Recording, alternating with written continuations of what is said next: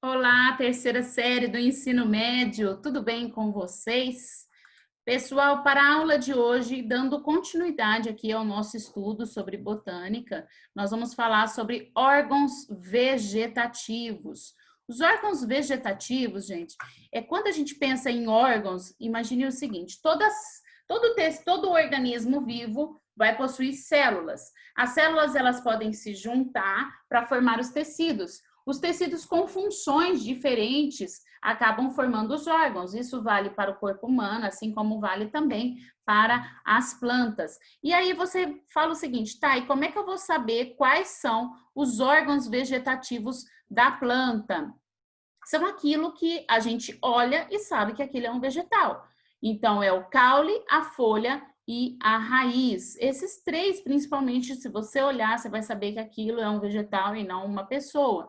Então, na raiz, pessoal, a raiz ela tem a função de auxiliar na fixação do vegetal e de absorver nutrientes. Uma estrutura típica aqui, né, de uma raiz, a gente consegue visualizar a coifa que fica na extremidade dessa raiz, uma zona meristemática, né, onde vai ocorrer várias mitoses aqui para que essa raiz consiga crescer, uma zona lisa, né, que é também responsável pelo alongamento dessa raiz, a zona pelífera cheia de pelos absorventes que vai absorver água com os nutrientes dissolvidos para poder levar lá para cima na árvore, e a zona suberosa, que são onde ocorrem as ramificações e subramificações da raiz.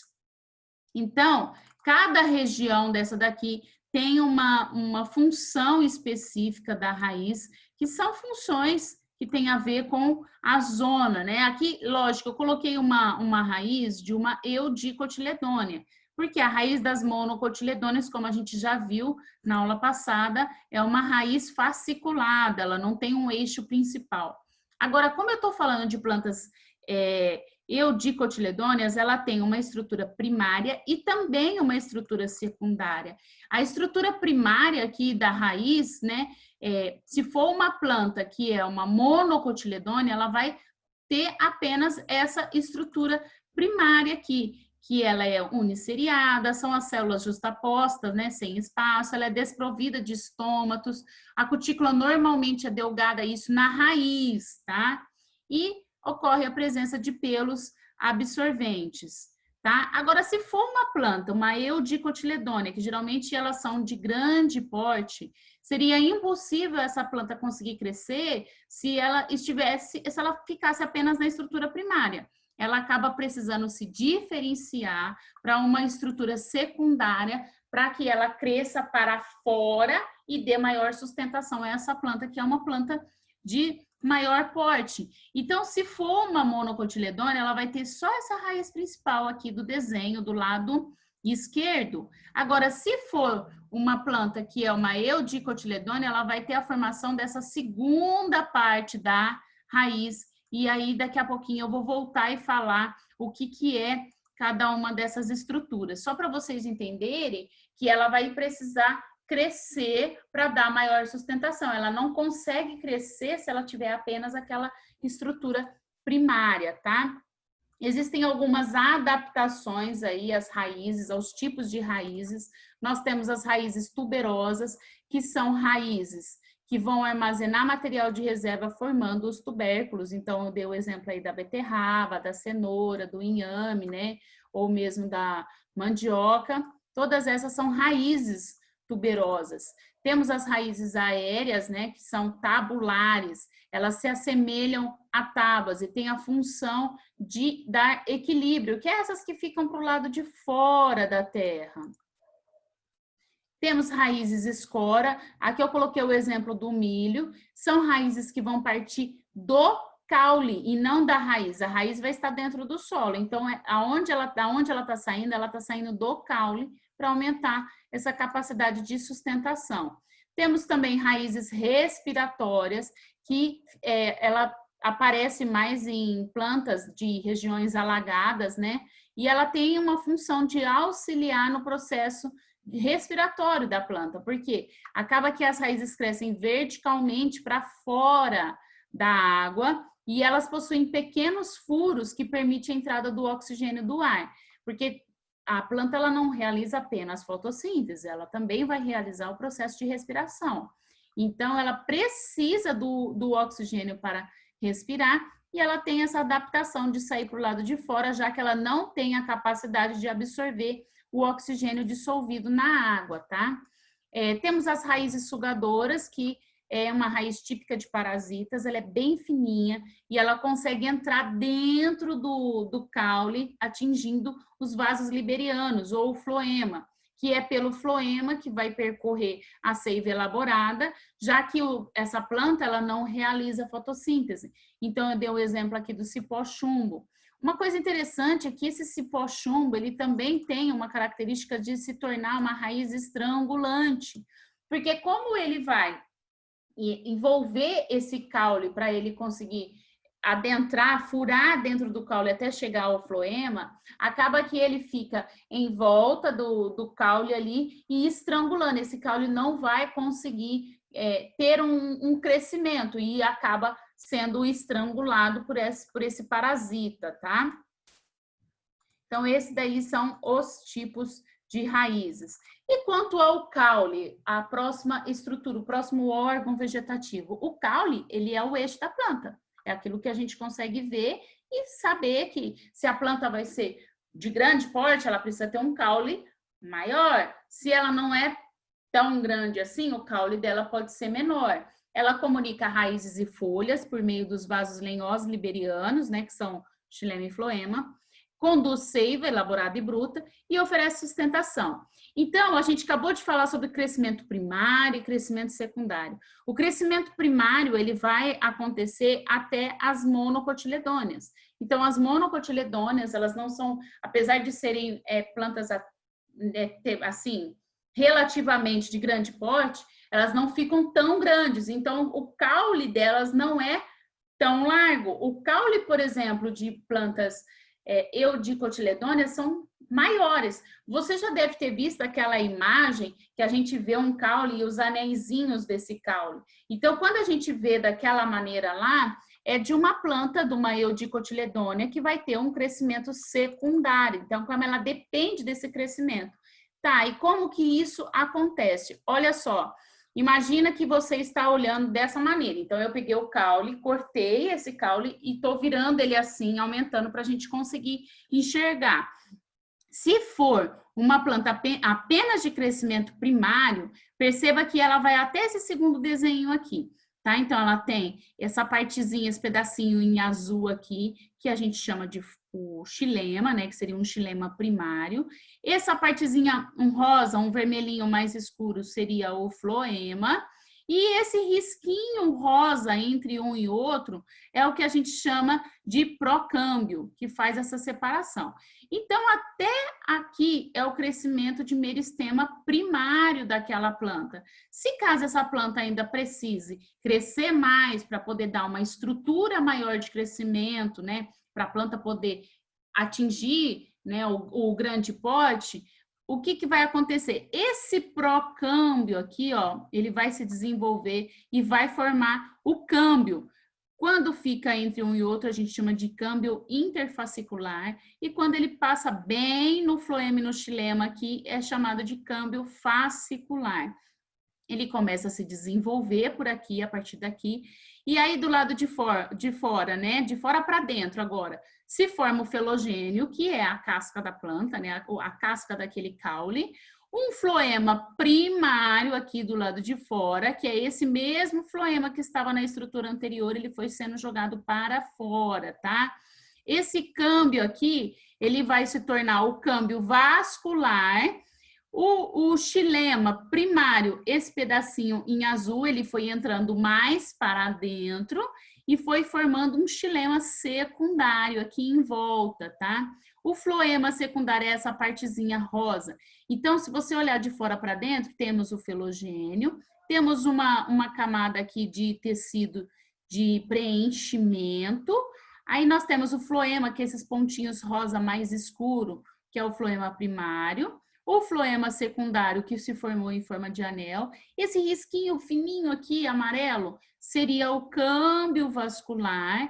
Então, mais para dentro começa pelo xilema secundário. Enquanto um começou pelo xilema primário e depois o xilema secundário, mais para dentro é o inverso, tá? Ele começa pelo xilema secundário mais para fora e o xilema primário mais interno nesse tronco, tá? E aí ele vai se desenvolvendo, por isso que a gente consegue enxergar em forma de anéis, ele começa a se desenvolver, forma um anel para o lado de fora e ele vai empurrando esses anéis cada vez mais para fora para conseguir dar o crescimento necessário a essa planta, tá?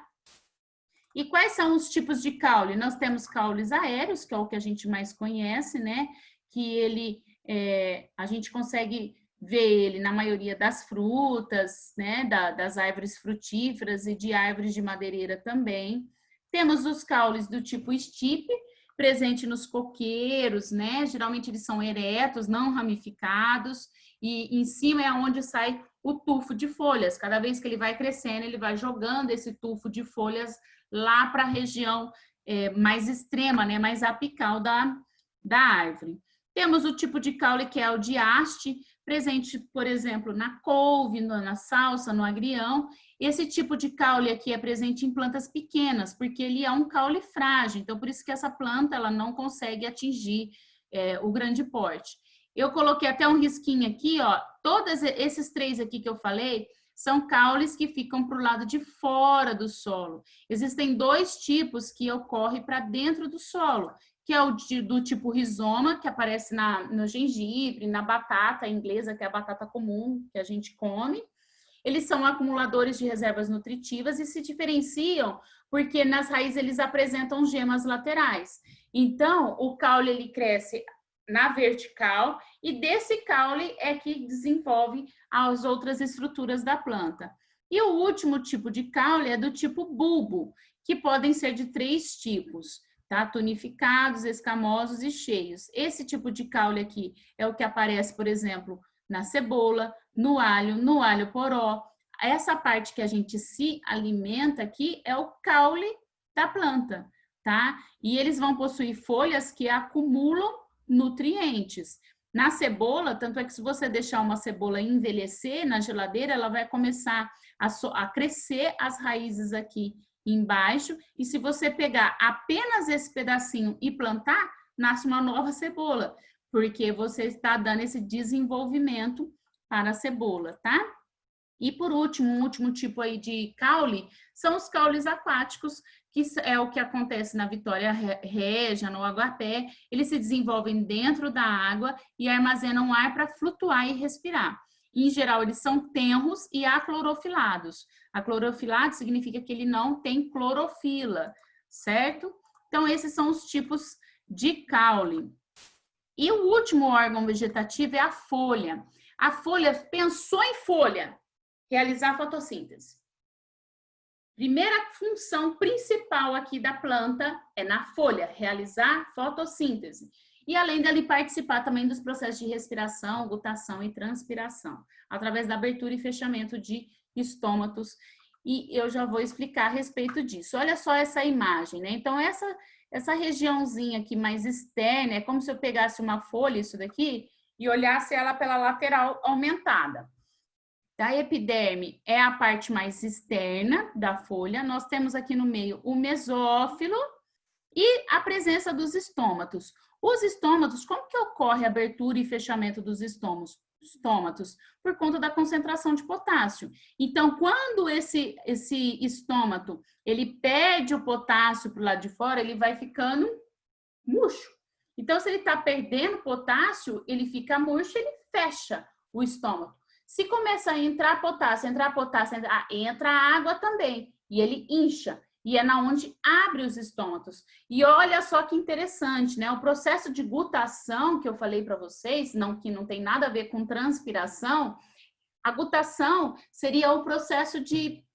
Quando a gente olha numa planta e vê um orvalho, né? Uma gotinha, porque a subida de água com os nutrientes que vem lá da raiz não para de acontecer. Então, imagina que a água ele vai chegar até a extremidade da folha e vai ficar tentando sair dali, porque está vindo mais água atrás. Então, ele fica tentando sair, só que o estômago está fechado. A pressão acaba sendo tão grande que essa água extravasa o estômago, formando o que a gente conhece como orvalho. A transpiração acontece de maneira diferente porque ela só vai ocorrer por meio de vapor de água e quando o estômago abre, tá? E lógico, a respiração, porque planta não realiza só fotossíntese, ela também faz a respiração. Bom, dito isso, as partes da folha seria a nervura, que é aquela estrutura, né, aquele risquinho no meio da folha, que ela pode ter nervura, a principal, né, a central, e a nervura secundária é aquela que sai dessa central aqui. O que fica entre uma nervura e outra é chamada de limbo, e o pecíolo seria essa hastezinha logo depois que sai da folha. Temos as estípulas e o nó. O nó é a região exata na onde sai a folha do caule. A nervura central é quem conduz a seiva e dá sustentação mecânica para essa planta. Existem tipos de folhas diferentes, né? Então, aqui eu coloquei a imagem de alguns tipos de folhas, né? Que se dá de acordo com a forma ou mesmo das nervuras. Inclusive, das nervuras é o que vai identificar se ela é uma monocotiledônia ou dicotiledônia. E elas podem ser do tipo simples, quando aparece uma única folha por nó, ou do tipo composta, que naquele mesmo nó aparece uma hastezinha com várias folhas menores, tá?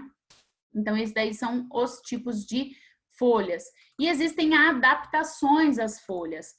Nós temos um tipo de adaptação que é o que acontece em parreira de uva, de maracujá, ou mesmo do chuchu, que tá vendo que vem aqui uma hastezinha, várias folhas, e no final aparece essa estrutura com uma espécie de araminho, né? Então, isso aqui a gente chama de gavinhas. Essas gavinhas, elas são utilizadas para que a planta consiga trepar nos lugares, né? Nos lugares. Então, ela gruda nas estruturas, na parede, na madeira, para ela conseguir crescer em direção ao sol e realizar a fotossíntese. Então, ela acaba servindo como um suporte para a planta. Temos o tipo de folha que são as brácteas. Aqui eu coloquei o desenho de um copo de leite. O copo de leite, essa parte branca aqui é uma folha do tipo bráctea. Essa adaptação é para que ocorra a atração de insetos, para polinização, como a gente já viu, que eles vão depender de alguns animais e de insetos para fazer a polinização das flores. Outra adaptação de folha, espinho. E aqui eu não estou dizendo do espinho da roseira, né? Porque a gente lembra que a gente já viu na outra aula que a roseira ela vai ter acúleos. Acúleos é quando você empurra e ele sai facilmente da haste, né? Do caule. Aqui no caso não, são espinhos mesmo. E os espinhos eles servem para evitar a perda de água por transpiração, já que num espinho não ocorre a presença de estômatos. Temos os catáfilos, que atuam como órgãos de reserva, né, essas camadas da cebola aqui.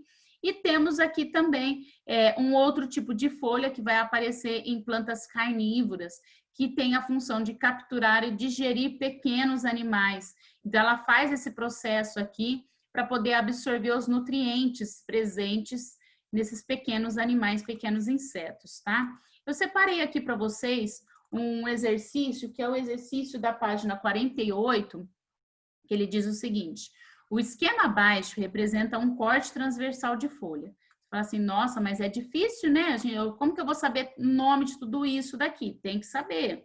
Mas olha só como o exercício não é difícil. Ele pergunta, a troca de gases entre o meio interno da folha, da parte de dentro, e o ambiente ocorre em... Ele está querendo dizer o seguinte, quem é que vai permitir entrada e saída de gases para dentro dessa folha? Mesmo se eu não soubesse nada de botânica, mesmo se eu não conseguisse identificar nada aqui, se você prestar atenção no desenho, você já consegue responder essa questão. Olha só, qual é o único grupo de células que faz comunicação com o meio interno e externo? Bom, nenhum desses daqui do meio, da região central, não posso falar, né? 1, 3 e 4, não. Esse que está apontado pelo número 1, em algum momento aqui ele demonstra uma possibilidade de abertura? Então, seria o que está apontado pelo número 5, porque perceba que ele está permitindo aqui uma entrada, são duas portinhas. Então, ele permite a entrada, permite uma abertura de caminho aqui para entrada ou saída de gases. Então, a gente assinala aqui a alternativa E, que é referente ao que está apontado com o número 5 aí, mesmo sem saber nome. Para casa, vocês deverão fazer os exercícios das páginas 42, 45, 46 e 48. Lembrando que esses exercícios são exercícios do livro 2 do ano passado, tá? Esses exercícios vocês não vão encontrar por enquanto no livro de resumos. A gente deve terminar agora, na próxima aula, o restante do conteúdo que ficou atrasado e logo depois nós já vamos começar com o resumo semestral, tá ok? Bom, então a aula de hoje é isso, pessoal. Estudem, não deixem de manter a prática de estudo, tá ok? Até a próxima aula!